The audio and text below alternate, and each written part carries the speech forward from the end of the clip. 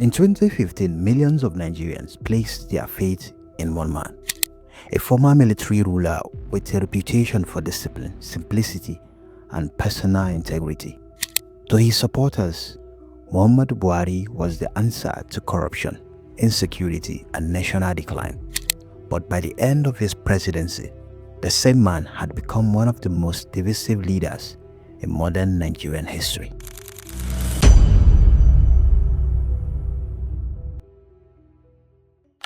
Muhammadu Buhari was born on December 17, 1942 in Daura in present-day Katsina State, northern Nigeria. He came from a Fulani family deeply connected to Islamic tradition and cattle rearing. His father died when he was still young, and like many boys growing up in northern Nigeria at the time, Buhari learned discipline early. Long before politics, Buhari loved cattle. Friends and associates would later describe him as a man most comfortable around the quiet simplicity of rural life. Even after becoming president, that image never fully disappeared. But Nigeria itself was changing. The country had gained independence from Britain in 1960, and beneath the celebrations, instability was already growing. Muhammadu Buhari joined the Nigerian military in the early 1960s. It was a dangerous era. Coups, counter-coups, ethnic tension, civil war, assassinations. Nigeria was becoming a battlefield for power. Like many officers of his generation, Buhari came to believe that civilian politicians were weak, corrupt, and incapable of maintaining order. That belief would define his future. On December 31, 1983, the military struck. President Shehu Shagari's civilian government was overthrown. The coup leaders accused politicians of corruption, economic mismanagement, and indiscipline. Muhammadu Buhari emerged as Nigeria's new military head of state. Gentlemen, as has already been announced, the Supreme Military Council met yesterday and after an exhaustive deliberation approved your appointments as military governors for the 19 states of the Federation. Nigerians were told the country would now be rescued through discipline. Buhari launched what became known as the war against indiscipline. Citizens were forced to queue properly. Public workers faced strict punishment. Cleanliness campaigns spread across the country. For some Nigerians, it was refreshing. Finally, someone appeared serious. But critics saw something darker. Under Decree 4, journalists could be arrested for publications considered embarrassing to the government. Political opponents were detained. Civil liberties shrank. And slowly, Buhari's image split into two versions. To supporters, he was disciplined. To critics, he was authoritarian. In August 1985, Buhari himself was overthrown in another military coup led by Ibrahim Babangida. The same military system that brought him to power had removed him from it. For years, Buhari disappeared from the center of Nigerian politics, but he never disappeared from the national imagination. Decades later, Buhari returned, this time not as a soldier, but as a democratic politician. He lost repeatedly, but many Nigerians still believed in his anti-corruption image. By 2015, Nigeria was exhausted. Boko Haram attacks were escalating, corruption scandals dominated headlines, the economy was under pressure, and millions wanted change. We need change, and then the person we need, he's the one on the party we want. We need Buhari to change this country. Today, Nigeria is challenged, economically challenged, security challenged. Who do we turn to? Muhammadu Buhari. Buhari defeated incumbent President Goodluck Jonathan in a historic election. For the first time in Nigerian history, an opposition candidate had defeated a sitting president. Hope exploded across the country. APC government will look for competent, committed Nigerians to lead ministries and parastatals so that we can make rapid development. But after the celebrations faded, something unexpected happened. Nigeria waited. Buhari took months to appoint ministers after assuming office in May 2015.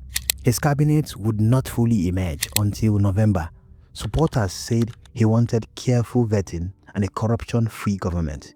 Critics said the delay exposed indecision and lack of preparation. And while Nigeria waited, oil prices collapsed globally. Africa's largest economy began drifting toward recession. Buhari promised to fight corruption, restore security, and rebuild Nigeria.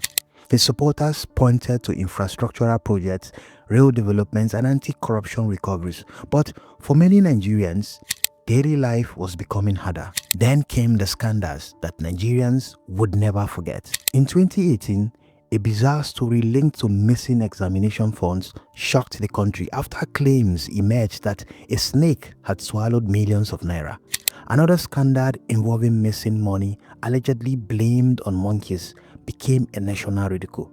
To many Nigerians, these stories symbolized something deeper, a country losing faith in accountability itself. But the greatest crisis of Buhari's presidency was insecurity. And despite promises to defeat terrorism, violence spread across large parts of Nigeria. Kidnapping became an industry. Highways became dangerous. Villages were attacked. Students were abducted from schools. On March 28, 2022, armed attackers bombed and attacked a passenger train traveling between Abuja and Kaduna. Passengers were killed, others were kidnapped and held for months. The attack shocked the nation. Even the railway line many Nigerians considered safer than the highways was no longer secure.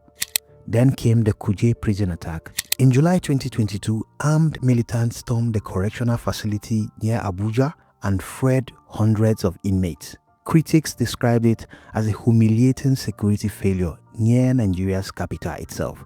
Even inside the presidency, tensions appeared visible. Aisha Buhari publicly complained at times about people surrounding the president and allegedly hijacking government influence. Her comments shocked many Nigerians. Rarely had a first lady openly criticized her husband's administration so publicly. One of the most powerful men in Buhari's government was Abba Kyari. As chief of staff, he controlled enormous political influence around the presidency. But in April 2020, Kyari died after complications linked to COVID-19. His death shook the administration and intensified public attention around the secrecy and inner workings of power inside Aso Rock.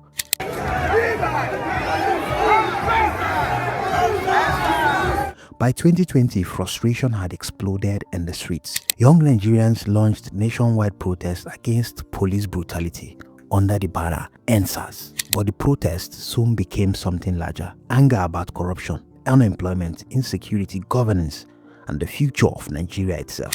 The events at Lekki tollgate became one of the most controversial moments of Buhari's presidency. And for many young Nigerians, trust in government collapsed completely. As Buhari's health challenges continued, conspiracy theories spread widely online. Some claimed the president had died and been replaced by a body double known as Jibril. The theory gained attention across social media and political circles, but despite the rumors, no credible evidence ever proved the claim. Instead, the conspiracy appeared to reflect growing distrust between citizens and the government. Beyond the politics and controversies, Buhari remained deeply attached to cattle rearing and northern pastoral culture. To supporters, it reflected humility and connection to tradition. To critics, debates around open grazing and herder conflicts became politically charged symbols during his presidency. After 8 turbulent years, Buhari left office in 2023. Nigeria remained deeply divided over his legacy. Some saw a disciplined patriot who inherited impossible problems. Others saw a leader whose promises collapsed under the weight of reality. We did not enjoy him. His regime was a total failure. People saw more corruption during his tenure than they thought would have happened in any other administration.